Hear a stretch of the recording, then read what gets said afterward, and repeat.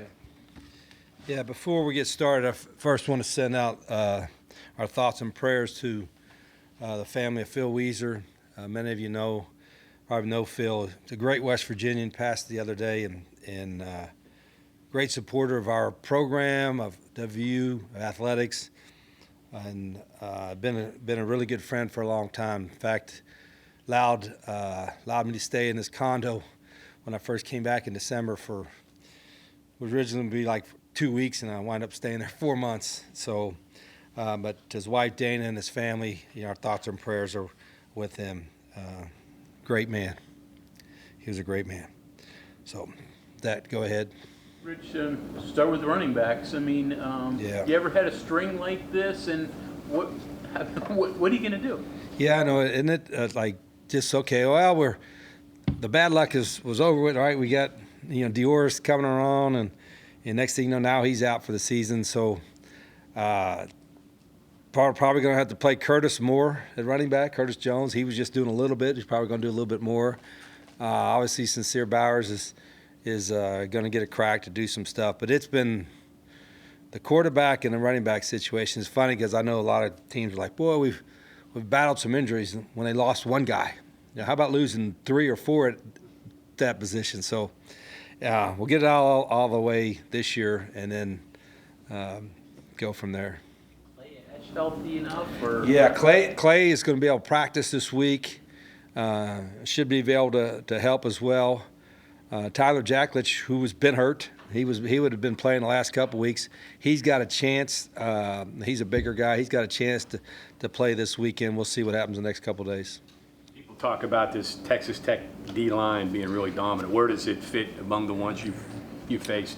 Yeah, there was a lot made of it before the season, and rightfully so. Like a lot of guys when they get a Power 4 transfer, maybe he was doing okay at Power 4. These guys were dominant at the Power 4 level, and they're dominant still at the Power 4 level. They picked the right guys, evaluated very well, and they're coached well too. It's not just great players. I mean, they're coached really well, and I've been really impressed how hard they play, all those guys. But there was a lot made of it, I think, before the season, and rightfully so. And I think those guys, not just up front on defensive line, but those guys have all proven themselves again against everybody. I mean, they've been and our guys know. I mean, they beat us pretty good last year, and they're better this year. So, and they'll be the first ones to tell you that. So it's be a great challenge for us. But I'm also excited for the opportunity for our guys to play and see what happens. Rich, do you relish the opportunity at all to maybe cause some chaos? You can't get a bowl game, but obviously there's there is an opportunity. I don't want to say spoiler, but there's I first off say, listen, it's our last home game. It's our seniors' last game. So we should have that in mind to play really hard for them. So that's been a theme for it. But also it's a great opportunity for our program to be on display in national TV against one of the best teams in the country. And if you don't get excited for the challenge, then you're not who I thought you were. And I think our guys, in the way they've approached it so far, has been good. How do you approach this? Is it the end of this year or the beginning of next year? Boy, it's the end of this year. I think to look in the future, I mean, not that we're not, because we're recruiting every day, right? An open date. Last week we had a bunch of recruits in. We'll have a bunch of recruits in for this weekend. So you're always looking to the future too. But I think it'd be a disservice to our seniors if we don't do everything we can to try to win this game. And I think every coach would do that to you. So I know it's been probably brought up, you're going to play this guy or this guy. No, we're going to do whatever we can do to try to win the game. That's always the case. Rich, what have you seen from Texas Tech's linebacker Jacob Rodriguez? I mean, people are talking about him winning the Heisman Trophy conversation. Yeah, linebacker. He's one of the most disruptive backers you've seen. You talk about punching the ball out. I think it's a trend. You see it on football at all levels, in NFL and college. Guys that are going and they're wrapping the tackle, but they're literally throwing a punch and knocking the ball out. He's the best I've ever seen at it. And I know it's kind of a newer thing that's been happening in the last couple of years, but he's caused a lot of fumbles, and you can see it when he chases somebody down. He's intentionally coming to punch the ball out, and he's really good at it. He's very athletic. And he's deserved of all the accolades that he's getting. He's deserved of it. He plays hard all the time. You can see he's kind of the leader out there. So he was a lot of fun to watch until last week when we got to play him. Then he's not as much fun to watch, but he's earned all the attention he's getting. Rich, I know it's just 1 year, obviously, for these seniors, but what has the senior class meant to you? Yeah, they meant an awful lot. And sometimes it's hard. Like some of these guys have only been here 6 months or less, and how do they adapt to it? And every one of them, I think, it's been good. There's not been one guy like, golly, I wish he didn't come here, or he's not a good senior. I'm really proud of that class because there's been some tough moments this year, of course, and not everything has worked out for those guys like maybe they wanted to or we wanted to, but they've hung in there and battled and been good for our program. So I'm really proud of them.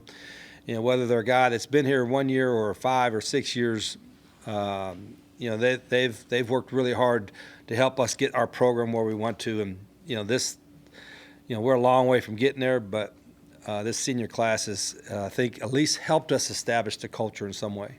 Rich, kind of to that end, but more even on an overall team perspective, I've heard you say before that even that 2001 team holds a special place for you, even though you've won and had more success after that. Have you been able to think at all, or is this more for after the season on what this team would mean to you? This isn't a championship team, but it's the first team of your second Yeah, tenure. probably. I think with the microwave type of thing that college athletics is in now, you have a tendency to move on quicker. And I think sometimes that dismisses what these guys mean to us as coaches and to the program, to the school. And I think when the guy transfers in, whereas a portal guy, I don't want them to be viewed as a hired mercenary type of guy. I want them to be totally ingrained in the program and appreciate the school, the town, the state. And sometimes that's hard to do when you're only here for 5 months. And I'm not saying everybody, gets into that mentality, but I think for the most part, the senior class has, even the guys that have been here just 1 year. So for that respect, I really appreciate the effort they've done because we coach them all hard. We demand everything. It's not like, well, he's a 1 year guy, so we'll let him get away with this stuff, or he's a 1 year guy. Let's not worry about him fitting in. Yeah, we try to get them all to fit in the way they're supposed to fit, and to a man, I think they've done a good job doing that. On your show last night, you touched on the kind of the need for more controls on NIL, and also the participation agreement that's going around was from the CSC that they want the schools to sign. Do you have any further opinions on if you would like that agreement to come into play or something similar to come into play? Yeah, I would. I think I think there's the majority of the schools probably would. That it's kind of fair and equal across the board. Like a true salary cap like the NFL has. But if I'm one of those schools that has more and can do more, I can see why they're saying, no, we got more, let us do more. You know what I mean? So I understand where they're coming from, but I think from a fairness standpoint, or whatever you want to call it, having a true hard salary cap kind of deal and not being able to, to have $20 million more in NIL money over somebody that's going to be in your same league is a little bit challenging for the ones that don't have it. But you can sit there and complain about it, or you can say, what do we do to overcome that? That team or teams that can simply buy more players than you because they got more NIL money. I think every coach can sit and complain about it, but I think the better avenue is to how do we solve that problem? Whether it's fundraising or evaluation or what have you, to try to make sure that that gap doesn't determine wins and losses. One more to their roster. Obviously, the dollars you'd like to have, but is there are people studying how they spent their money? I mean, it was spread around their D-line, their offensive line. Some people had money and didn't spend it as well. Are people studying how they did that?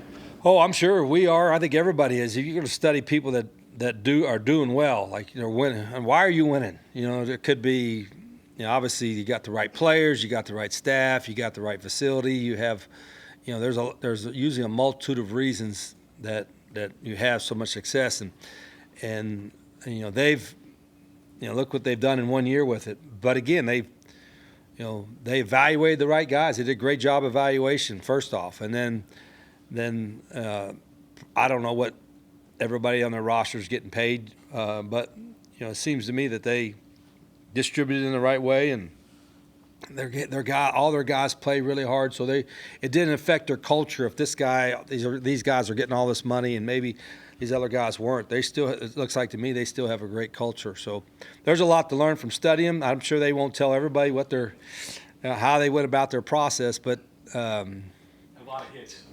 yeah, and you got to be fortunate too that there's always some little bit of guesswork, but if they stay healthy too, right? I mean, if those guys you bring in, like say you bring in a guy and you evaluate and you hit on his evaluation, he's going to be a great player, but then he gets banged up and he can't play. Well, then maybe you did everything right, but you just had bad luck. You know what I mean? So there's always going to be some luck or some fortune involved in that as well. Rich, the things you talked about with your senior class and helping to instill the culture and get that going, you're familiar with the unique dynamics here, right? As a player, haven't been here before. How much of that is part of your evaluation going forward from just this new generation, how they fit here with all the extracurriculars that go on around? Yeah, if you're asking about are the young men today different mentality-wise than 20 years ago? Sure, a little bit. I think because the dynamic has changed. There's guys getting paid, and everybody's not. Before, everybody was either on scholarship or you're not, and you weren't getting any extra unless you were cheating somewhere. So it's a different dynamic now. It's like a pro locker room. Quarterbacks are probably making more money than wideouts or what have you. Excuse me, but I still think in football, where this requires so many people to have success collectively in order for an individual to have success, that the team aspect is still got to be at the forefront of your approach. And that always will be with ours, and I think it is with most coaches, but football is not an individual sport, even though there can be individual stars and individuals that have great attention and get paid more money and all that kind of stuff. Now, it still requires a team to have success collectively on this level, and that will always be at the forefront of how we run our program, that the team has always become more or is more than the individual. A lot of talk about the transfer portal, obviously, but with junior college recruiting, has that become more competitive? Is it easier to find guys? How does that work? Well, the junior college guys are a lot of them, maybe there's less of them probably getting opportunities because of the transfer portal. Some guys are just taking guys from a lower level coming up as opposed to going the junior college route. So the junior college recruiting has become more like the high school guys. In other words, we'll sign us a handful of junior college guys on the third, where typically those guys you may not sign until the February signing period and wait till after all the JC seasons are over and all that. So it is a different dynamic, and there are some guys that are coming out of high school that maybe would have got offers before, but because there's so many transfers getting offers, that there's less of those. So some of those guys are going to junior colleges to prove themselves. So all the dynamics of recruiting has changed quite a bit in the last few years, and as a staff, we have to change with it. I can sit back, throw my hands up, and say, "God, it's a mess," and some of it is still a mess. Or I can say, "Listen, it's a mess, but how do we win with this mess? And what are the solutions? What have we learned from this year going forward?" And there's, plenty of things for us to learn from. In the past, there would be a few players that you and other coaches might take a chance on in terms of qualifying, being eligible, graduating, all that kind of thing. Seems like that's shifted back to, hey, we want to know you're graduating, we want to know you're good. Is that your? I think part of that is coming from the roster limit, which I still disagree with. The roster limit of 105. I think you're going to have a lot of guys that are quality walk-ons that will be able to go to a college and prove themselves, get a scholarship. Now may not get that opportunity as they were before because of the roster limit. And to me, I don't see why you can't have a roster limit of 120 instead of 105. And again, like the NFL, they say, well, the NFL only has 53 guys. Well, they have a practice squad, plus if somebody gets hurt, they can go sign somebody off the street and bring them in. We can't do that in college. And And what it's done to prevent a lot of the walk-ons, instead of coming here and proving themselves, they'll go to a smaller school or they'll go to junior college, and it delays their opportunity to prove themselves, I think, in some respects. But it seems like that roster limit's probably here to stay. I don't know. You are more looking though for guys that, hey, are going to graduate, JUCOs, and January can come in, early guys are proven academic. Yeah, the guys about if you're asking about the guys, some of them won't graduate until May. Do we dismiss that? If they're a good enough player, we'll take them in May. Most of the ones that we're going to sign on the 3rd, most of them will be enrolled here in January, but there will be a handful that won't graduate until May, and we'll still take them. There'll be a handful of junior college guys that don't graduate until May, and we'll still take them. So they're still going to keep spots for them. But nowadays, most high school guys are, more than ever before, graduating early and enrolling in January. Looking in future, any players, positions get your attention from their open week and the evaluation practices you offer? Well, really, that's not just coach speak. It's every position. We're losing a bunch of guys, and we knew that coming in. We've been more intentional this year of getting younger guys, high school guys, JC guys, in the program, but that's we're on the lookout every day for guys. So I think we're not. We'll sign a bunch of guys here next week, but we'll sign some guys in February, and then we'll get a dozen guys out of the portal. So we're just looking for guys that we think can compete to play for us right now, whether out of high school, junior college, transfer. If you're not better than what we got, or we don't project you being better than what we got, then why are we recruiting them, right? So that's kind of our thought process. What you do have, that's what I was kind of getting at. People who are in-house that got an opportunity to maybe developmental practice during the open week, or does any of it show up on Yeah, Saturday? we did a little bit of evaluation that and last week, but we had long meetings as a staff discussing the current roster too, about this guy. We think he's going to be a great player. This guy, he hasn't shown as much yet, and so, but they've had the last 14 weeks to do something. So we've got a pretty good evaluation on all of our players, and we'll discuss our current roster in deep detail again on Monday.